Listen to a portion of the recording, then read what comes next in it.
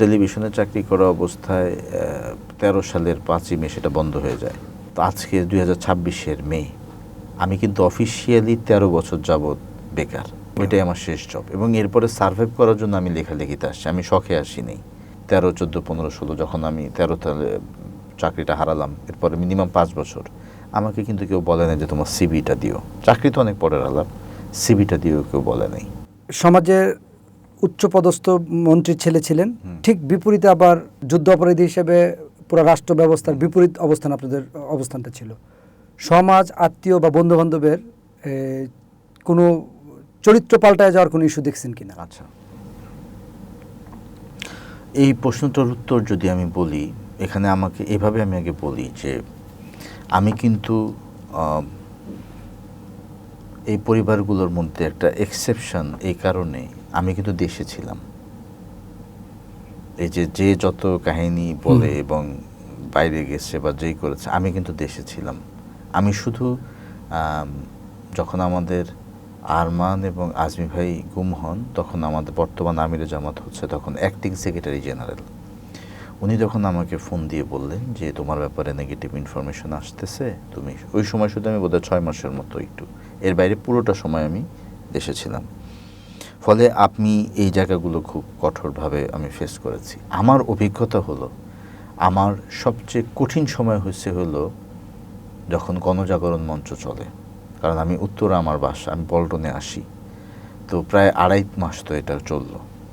এবং তখন সকল আক্রোশের মূল কারণ তো আমরা, সেইখান দিয়ে এত দূর পথ পার হয়ে আমি যে আসি যাই, এবং এটা আমাকে খুব ধরেন একটা বলবো যে কঠিন সময় ছিল। আবার ধরেন যেদিন ফাঁসি হয় ওই দিনের রাতে আমার পরিবার অনেক পরে আসছে। দুটো ফাঁসি একসাথে হয়েছে। আগে চৌধুরী সাহেবের পরিবার সাক্ষাৎ করেছে, এরপর আমরা করেছি। কিন্তু আমি কাছে ছিলাম, আমি পল্টনে ছিলাম, আমি যেহেতু মামলার কাজে ছিলাম। ফলে তাদের আসতে দেরি হয়েছে, আমি আগে চলে গেছি। ফলে ওই স্পটে অ্যান্টি লোক ছাড়া আর কেউ ছিল না, সবাই যা ছিল সবই বিরোধী মহলের। তা আমি খুব কঠিন একটা পরিস্থিতির সময় ছিলাম, কারণ আমার আশপাশে কেউ নেই। এবার আপনি যেটা বললেন যে লোক পাল্টে যাওয়ার কোনো ঘটনা, প্রথম কথা হলো যে সোসাইটির ক্ষেত্রে বলি আগে, আমরা তো আসলে সমাজে থাকি, তাই না? ধরেন আমি তো মানুষ, আমাকে তো খেয়ে পরে বাঁচতে হয়। সো খেয়ে পরে বানে হলে আমি কোনো দোকান থেকে সদাই কিনি, বাজার থেকে কিনি, না হলে তো আমি বাঁচি না। এইখানে আমি আসলে কোনো নন কোঅপারেশন বা অসহযোগিতা পাইনি, কেউ করেনি, সবাই সহযোগিতা করছে। এবং এই যে রাষ্ট্র আমার বিপক্ষে, যেভাবে আপনি সুন্দর করে বললেন, এইটা মানুষ যে মনে করে যে ধরেন এটা বোধহয় মানুষের খুব প্রিয় ইস্যু বা মানুষ এটা নিয়ে খুব আগ্রহী, এরকম কোনো বিষয় না। মানুষ সিচুয়েশনের কারণে তারা বুঝতো যে এটা একটা পলিটিক্যাল হ্যারাসমেন্টেই, নাহলে আমরা বেঁচে আসি কীভাবে। এই জন্য বললাম না, তো পুরো সময় দেশে ছিলাম। যেটা প্রবলেম সেটা যদি বলেন নেগেটিভ, সেটা হলো যে একটা হলো যে আমার বন্ধুবান্ধব এবং আত্মীয় স্বজনের একটা গ্রুপ আপনার তারা দূরত্ব মেনটেন করেছে। কেউ কেউ আমার সাথে সরাসরি যোগাযোগ করে নাই বা আমার সাথে অত ভালো রেগুলার কমিউনিকেশন নেই, ডেসপাইট তারা জানতো যে আমি এগুলোর মধ্যে আছি, কিন্তু হয়তো আমার আম্মার সাথে করছে বা আমারই অন্য কোনো ভাইয়ের সাথে করছে, আমার সাথে করে নাই, হয়তো ভয় পাইতো।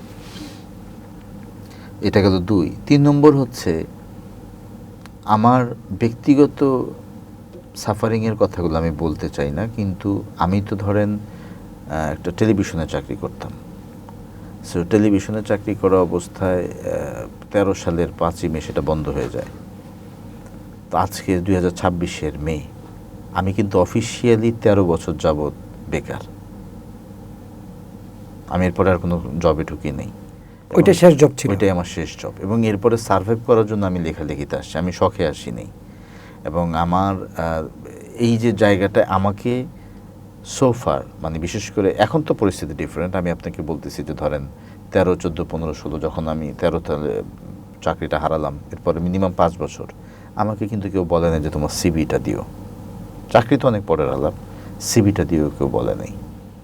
এবং আমার মানে এখন আমার মন মানসিকতা চাইছে আমি হয়তো জব আর কখনো করতে পারবো না, কারণ হলো আমি একটু স্বাধীন মানুষ হয়ে গেছি। কিন্তু এই জায়গাগুলো আমি আসলে এখন বলি না কেন, মানে আমার এই যে জব টব এগুলো আমার কাছে খুব মাইনর ইস্যু লাগে। আমি আমার নিজের কোনো কিছুই বলতে পছন্দ করি না এবং আমি সচরাচর বলি না। আর সত্যি কথা হলো যে মানুষ আমাদের ম্যান পাওয়ার, এটা আমি মানে অত্যন্ত কৃতজ্ঞতার সাথে বলি। জামাতের তো শুধুমাত্র লিডাররা শহীদ হয়েছেন এরকম না, অসংখ্য নেতাকর্মী শহীদ হয়েছে, অসংখ্য। আমরা একটা সংখ্যা হয়তো বলি, কিন্তু প্র্যাকটিক্যাল সংখ্যাটা আমরাও ভালো মতো জানি না।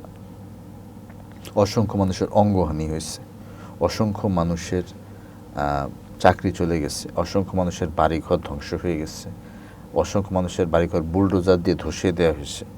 এগুলো যখন চিন্তা করি, আমি আমার ইস্যুটা খুব বেশি গুরুত্ব আমি দিতে চাই না। আমি যেটা হয়েছে ভালো, এটা আল্লাহর রহমতে, এটা আল্লাহ বরঞ্চ আমাকে অনেক বেশি সম্মানিত করেছেন, আলহামদুলিল্লাহ।